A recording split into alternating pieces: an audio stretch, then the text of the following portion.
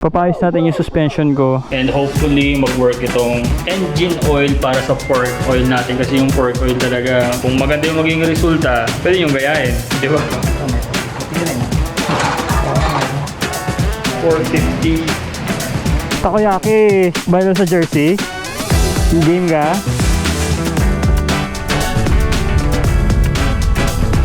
What's up guys? So today alis tayo ngayon dahil papayos natin yung suspension ko. Ayan oh. Nagda-dive siya. Kakapalit lang namin ng fork oil niyan. Hindi ko alam kung anong nangyari. Bakit bigla siyang lumambot ng last ride namin. Papakita ko sa inyo. Ewan ko kung makikita nyo ah. Ayan oh. Sobrang lambot. So pag nag-ride, pa-bounce ka sa kalsada, sobrang delikado. Minsan may mga time na umaapaw na ako sa corner kasi ang hirap niya na talaga i-handle. Tapos meron pa tayong gagawin kasi napansin ko pala ng last time kasi di ba na-aksidente ako. Napansin ko na parang medyo hindi align yung ano ko, manibela ko. Straight yung ano, pero parang dito nakapunta na side yung gulong. We'll see. So yan oh. Dumadive. Sobrang delikado. Punta tayo sa sa AR Superbikes. Actually doon naman na ako lagi nagpapagawa ng motor o may mga problema sa motor. And sa totoo lang guys, sa lahat ng na-drive kong motor, yung MT-07 talaga yung may pinakapangit na suspension. As in, pero like for example, if you're riding like mga city lang naman, hindi naman issue yun eh. Pero kung spirited ride, tapos naka MT-07 stock, as in wala ka talagang binago sa suspension, wala kang binagong oil or parang ganun, basta wala kang binago, mahihirapan ka talaga. Pwede ka makapag-ride pero not totally the best performance na makukuha mo. Kasi yun na nga, naglalaro yung suspension mo, kumu-corner ka, kakapreno mo pa lang, tapos nag-counter steer ka, and then hindi mo pa natatapos yung turn, yung suspension mo aakyat na siya, so mag-iibang direction na yung motor. So yung goal natin is pabagalin yung galaw ng ng suspension. Yun yung goal natin ngayon. Tapos yung problema, wala akong makitang 15W na oil dito ngayon. Meron pero same ng ginamit kong brand last time. Dati ang tagal kong ginamit pero hindi naman siya lumambot ng tulad ng ganito. Kaya yung gagamitin ko ngayon, dahil ito din yung ginagamit ng iba nating tropa, is engine oil. Pero 15W pa din. Pero we'll see ah. E-bike! Hindi nakikita yung signal light eh. Oh. Kung sa totoo lang, kung hindi ko alam kung napapansin nyo sa video, pero pakiramdam talaga sa motor bounce ng bounce yung front ko. Kahit na ganito takbuhan lang. Sarap naman i-drive ng MT-07. I mean, power wise, acceleration, ganon talaga. Hindi siya ganun kabilis na bike, pero if you're aiming for fun, yes, this bike is good. Hindi siya ganun kabagal, hindi rin siya ganun kabilis, saktuhan lang. Kaya nga yung iba ginagamit to stunt bike eh, di ba? Mostly stunt bike talaga yung ginagawa dito sa sa MT-07. Dito na pala tayo sa AR Superbikes. Pasok na lang natin. Parang kay kay Wayne to ah. Lumambot yung suspension ko, hindi ko alam. Siguro yung oil, pumangit yung oil. Dati yan na Yung platinum. platinum. Mumurahin lang yun. Pero dati kasi yun din yung ginamit namin, kaya yun yung ginamit ko. Ano mo, hanggang dito na ako.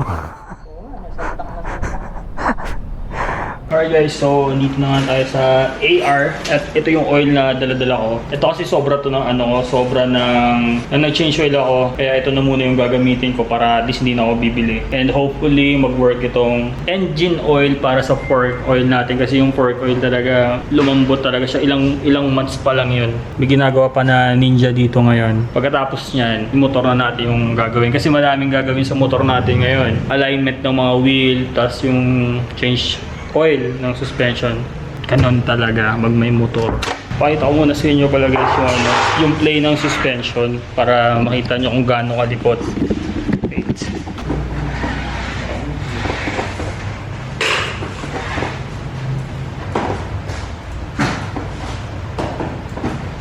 Sinabit nila guys para mas free sila na gawin yung suspension natin. I-share ko sa inyo kung ano yung gagawin naming settings dito para at least at the same time, kung maganda yung magiging resulta, pwede yung gayahin, di ba? Pero kung hindi, wag na. Pero for sure, magiging maganda yung resulta nito. Kasi last time, maganda naman yung ginawa namin. Yung problema, yung oil kasi yung hindi maganda. So, ayusin natin ulit yan. Siyempre, si Kuya Alan lagi yung doktor ng motor natin. Oh, ba't naging ganyan na siya? Bago pang oil na yan eh. No? Parang naging tubig yung oil. Ito, may puti rin ah. Baklas lahat. So ayan na guys, halos na baklas na lahat. Lilinisin na lang din. Tamang nood lang tayo sa gagawin nila sa motor natin.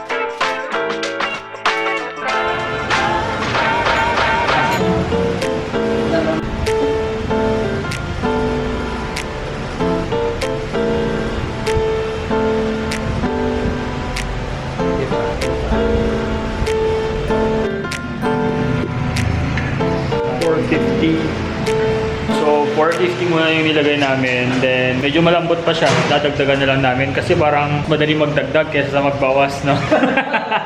Tapos yung suspension natin laging naka 8mm yan dyan. Baba mo pa. Ayan, nakalagay na yung isa natin. Mas matigas. Parang mas matigas to. Pag makiramdaman mo yung sub niya, mas may sub yung isa eh. Ayan, medyo nagdidilim sa labas. Pero tatapusin namin ito.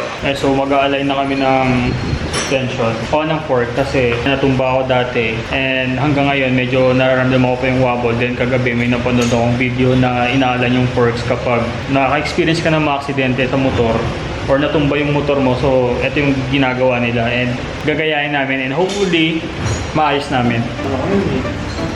Pinisin ko alin na yun eh. Kaya siguro kayo pumasok.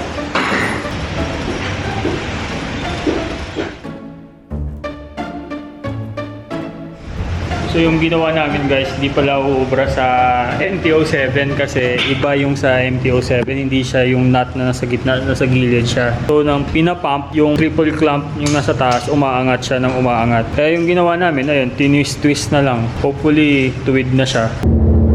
Sige, balitaan kita. Thank you, thank you. Oo.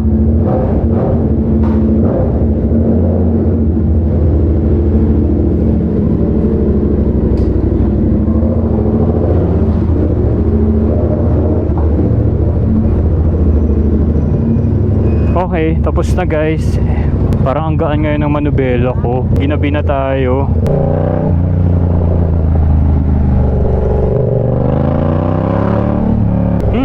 It feels good. Kasi yun na nga, inalign namin yung ano ko, yung front forks. Hopefully okay siya. Parang mas magaan na siya iliko ngayon. Both sides. Dati kasi, pag nililiko ko siya dito, parang madali lang. Pero pag nasa right side, parang naglalaban kaming dalawa.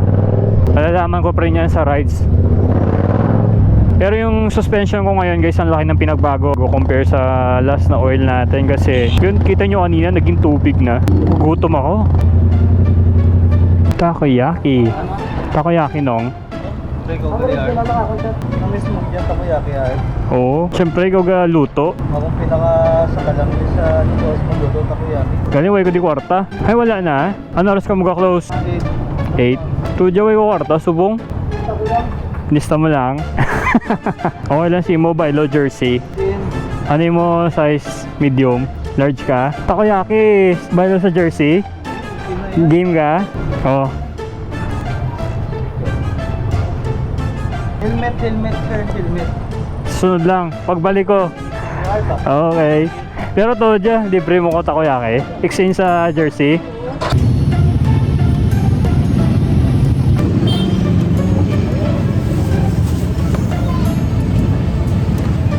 So siguro guys, dito ko natatapusin yung video natin. Bye guys, thank you for watching. Update ko kayo sa mga susunod na video kung paano na i-handle yung motor ko ngayon. Kasi baka isa sa inyo na experience na bumagsak kayo sa motor nyo and then ayun, kailangan ding iayusin yung mga forks nyo and then at the same time yung sa suspension nyo, 'di ba? Pag sobrang lambot.